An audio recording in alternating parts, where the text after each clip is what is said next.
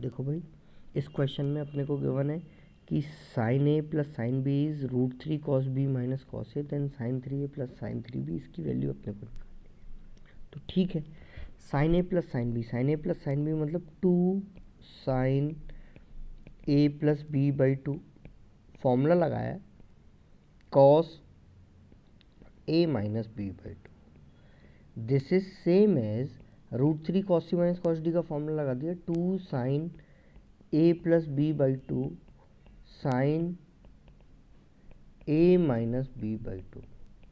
तो ये 2 से ये 2 तो कैंसिल आउट हुआ। अब आप ये इधर देखो, sine A plus B by 2 इधर भी है, LHS में भी है और RHS में भी है।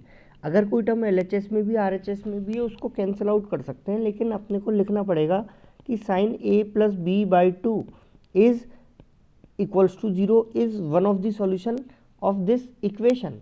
अब इस इक्वेशन का एक सॉल्यूशन तो अपने को मिल गया, दूसरा सॉल्यूशन बचे हुए पार्ट से मिल जाएगा कि tan a minus B by 2 is 1/√3, ये अपने को दूसरे पार्ट से मिल गया। ठीक है, और अगर मैं इधर से देखूं कि sine of a plus B by 2 is 0, मतलब a plus B by 2 should be n pi, तो a प्लस बी अपने पास कितना होना चाहिए 2n पाए। तो या b किसके इक्वल हो गया 2n पाए माइनस a। अब मैं अगर 3b लिखूं तो 3b comes out to be 6n pi minus 3a।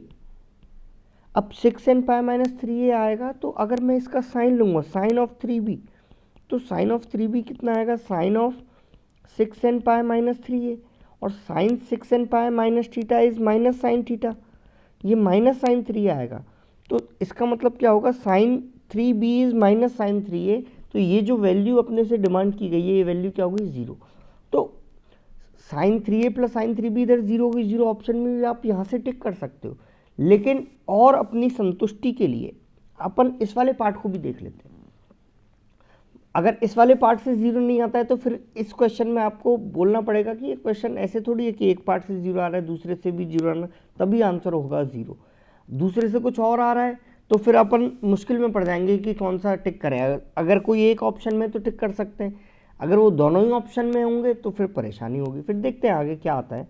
तो इसका जो जनरल सॉल्यूशन बनेगा वो बनेगा a minus B by 2 is n pi plus pi by 6।